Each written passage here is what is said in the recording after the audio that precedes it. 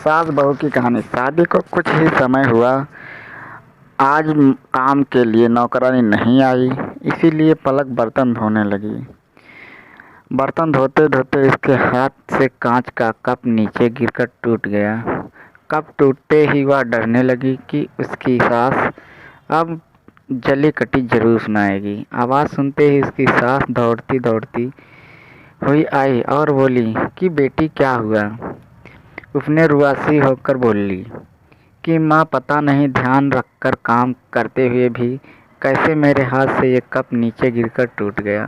सास बोली कि बेटी चिंता नहीं कर, कप ही तो है, फूटा भले ही उसके कितने भी टुकड़े हो जाएं, पर मेरी बेटी के दिल के टुकड़े ना हों। मेरी बहू से महंगा क्या ये कप है। और हाँ, तुझे अभी ये सब करने की कोई ज़रूरत नहीं है। मेहंदी भी अभी नहीं उतरी तेरे हाथों से। अभी तुम मोनू के साथ ज़्यादा से ज़्यादा वक्त बिताओ और एक दूसरे को समझो, तभी तो तुम दोनों की नींव मजबूत होगी। कोमल, इधर आना। अपनी भाभी का ख्याल रख, अभी इस घर में नई आई है। पलक, तुम मुझे अपनी माँ ही समझना। मुझे भी तुम्हारा दिल जीतना है, सास बनकर नहीं, माँ बनकर। शब्द क्या मानो अमृत के घूंट थे। देखते देखते पलक की आंखों झलझला गई।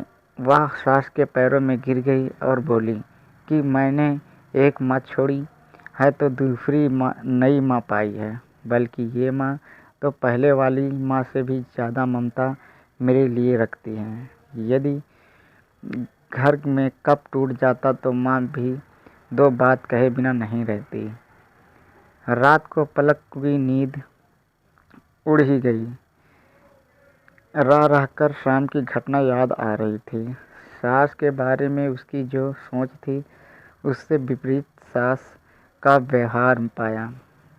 उसका भी कसूर नहीं था ऐसा सोचना, क्योंकि उसके अधिकतर लोगों के मुंह से बुरी सास के बारे में ही सुना था। और मालूम नहीं कब वह अतीत के पन्नों में चली गई। उससे याद आता है कि कुछ साल पहले इकलौते भैया की शादी नई नई हुई थी। भाभी की हाथों से मेहंदी का रंग उतरने से पहले ही माँ ने भाभी पर घर के काम की पूरी जिम्मेदारी डाल दी और अपने ही नियमों कानून के हिसाब से भाभी को चलाने को विवश करती। माँ ने भाभी को घर में एडजस्ट होने का जरा भी वक्त नहीं दिया। भैया भाभी को बाहर ले जाते तो माँ का मुंह फूल जाता। वो बोलती रहती कि हर समय भाभी को साथ ले जाने की कहाँ ज़रूरत है। कभी भी भाभी को खुली हंसी हंसते नहीं देखा। समय के साथ साथ भाभी ने सहना छोड़ दिया। फिर रोज़ रोज़ घर में झगड़ा होने लगा। एक दिन भाभी के हाथों से कांच का गिलास नीचे गिरकर टूट गया। माँ चिल्लाने लगी कि कितना कीमती गिलास फोड़ दिया, रोज़ रोज़ इतना माल खाती हो, उसकी शक्ति कहाँ गई। अपने मायके में गिलास फूटा होता तो मालूम चलता। कोई भी काम ठीक से नहीं होता, ना जाने कहाँ ध्यान रहता है। तभी भाभी भी कड़क कर बोली कि हाँ माँ, तो बैठी बैठी खाती हूँ, आप तो खड़ी खड़ी खाती हैं। जब से आई हूँ तब फिर रोज़ दो चार जली कटी सुना नहीं देती, तब तक आपको चैन नहीं पड़ता। कभी मेरी माँ को तो कभी मेरे पापा को, हमेशा मेरे मायके वालों को कोसती रहती हो। दोनों तरफ से तीर बहस कर रही, एक दूसरे को छलनी कर रहे थे। घर के अलावा उसने और भी जगह सास बहू के झगड़े सुनते सुनते डर सा गई। वह शादी से कतराने लगी, पर माँ बाप के कारण शादी करनी पड़ी और एक अनजाने भय को लेकर ससुराल आ गई। पर आज की घटना से उसकी सोच ही बदल गई कि सब सास या बहू में ऐसा नहीं होता। नींद न आने की वजह से उसने सोचा चलो थोड़ी देर माँ से बात कर लूँ। माँ ने इतनी रात को उसको फ़ोन करते देख कर बोली कि पलक, सब कुछ ठीक तो है ना? कहीं जमाई राजा या सास नंद से झगड़ा तो नहीं हो गया? वो बोली, नहीं माँ, ऐसा कुछ नहीं। मालूम है माँ, आज मेरे हाथों से कप नीचे गिरकर टूट गया। तभी सास आ गई और आगे बोलती उसके पहले ही माँ ने बोलना शुरू कर दिया कि बेटा, फिर तेरी सास के चिल्लाने पर तूने अच्छा सा जवाब दे दिया ना? हाँ बेटा, कभी भी दबकर नहीं रहना है। तू भी पढ़ी लिखी अच्छी लड़की है, तेरे में कोई कमी थोड़ी ही है जो सुनेगी।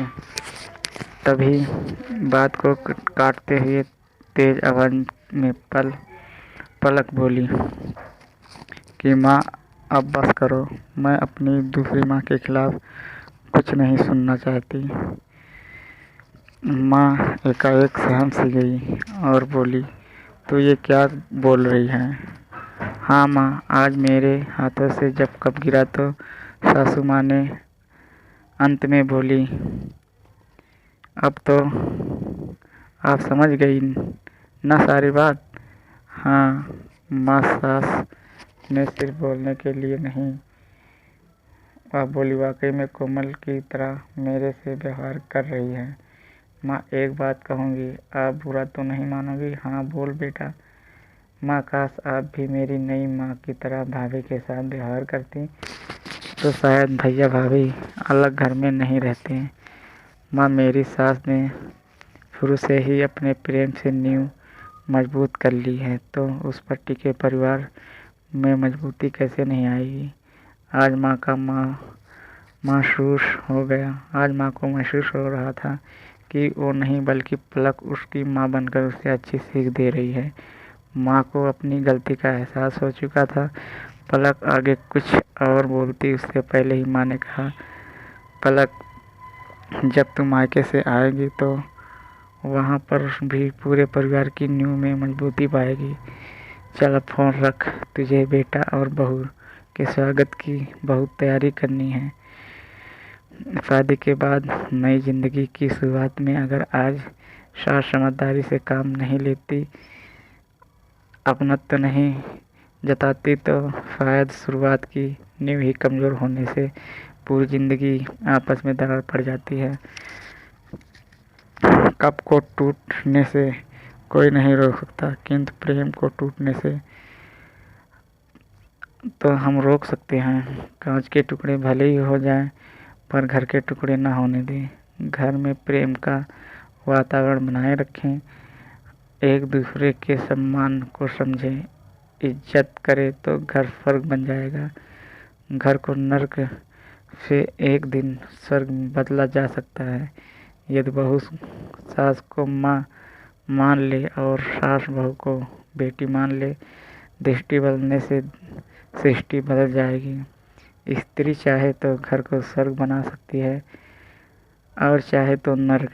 घर में कभी भी बेटी और बहू में भेदभाव न करें, कभी भी बिना वजह बहू को परेशान न करें, क्योंकि कहीं आपके घर को बढ़ाएगी और आपके बुढ़ापे का सहारा भी हमेशा हर रिश्ता को खूब फुर्ती से निभाएगी।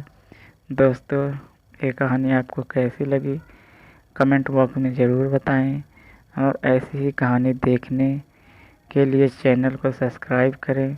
धन्यवाद।